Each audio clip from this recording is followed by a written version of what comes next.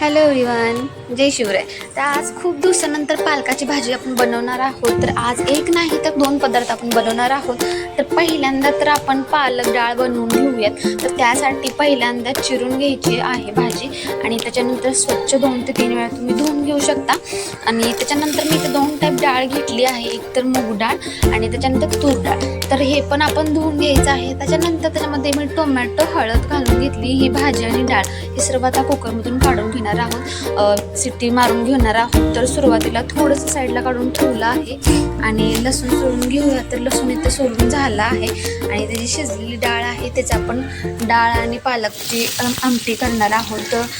जिरे टाकल्यानंतर तेलात कांदा चिरून घेतलेला टाकला आहे आणि त्याच्यानंतर छान कांदा मी परतून घ्यायचा आहे, तेलावरती सोनेरी रंगावरती परतून घ्यायचं आहे.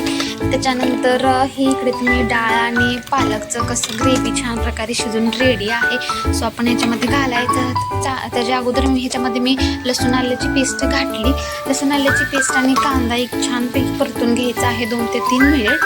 त्याच्यानंतर ते लागू शकतं खाली. त्याच्यानंतर तुम्हाला जे मसाले टाकायचे ते तुम्ही टाकू शकता. मी चटणी आणि गरम मसाला घेतला आहे, तो त्याच्यात टाकून घेतला आहे आणि एक 3 ते 4 मिनिटं परतून घेतला आहे. त्याच्यानंतर आपण आता ते जे शिजलेलं आहे डाळ आणि पालक ते सर्व ह्याच्यामध्ये पहिल्यांदा थोडंसं तुम्ही टाकून घ्यायचं आहे. थोडंसं टाकायचं आहे, 4 ते 5 पळ्या. आणि त्यांना काय होतं की पहिल्यांदा तो बाकीचा जो मसाला वगैरे जर टेक्स्चर सगळं त्याच्यामध्ये उतरतं आणि हे 2 ते 3 मिनिटं तुम्ही हलकंसं शिजवून घेतल्यानंतर त्याच्यानंतर बाकीचे सर्व तुम्ही जे शिजलेलं आहे कुकरमध्ये ते तुम्ही नंतर टाकू शकता. तर इथे बघा पहिल्यांदा 4 ते 5 पळे मी असं करून घेतलं आहे.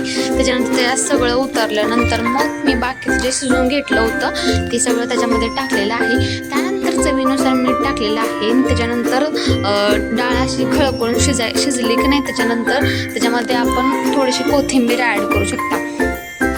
कोथिंबीर टाकून झालेली आहे. कोथिंबीर टाकून झाल्यानंतर थोडंसं आपल्याला शिजवून घ्यायचं आहे. अजून तरी तर रेडी आहे आणि बघू शकता तुम्ही कसं बनलं आहे. त्याच्यानंतर इकडे माझ्या चपात्या पण रेडी आहेत करून. आता आपण भजी करायला घेऊयात त्याची. इथे मी जिरे आणि मिरची आणि लसूणची पेस्ट टाकली होती. त्याच्यामध्ये नंतर कांदा वगैरे चिरून घेतला आणि सर्व मिक्स केलेलं आहे. ते कोथिंबीर वगैरे चिरून आणि पाणी ओतून त्याचं मिक्सचर तयार केलं आहे आणि आता आपण इथे तळायला घेणार आहोत. तर किती छान प्रकारे कुरकुरीत आणि गरमागरम इथं तयार होत आहे बघा.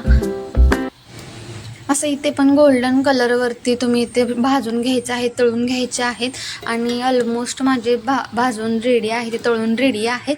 तर तुम्ही बघू शकता की कसे बनले आहेत. जो खूप छान आणि क्रंची झाले होते. तुम्ही पण नक्की ट्राय करू शकता.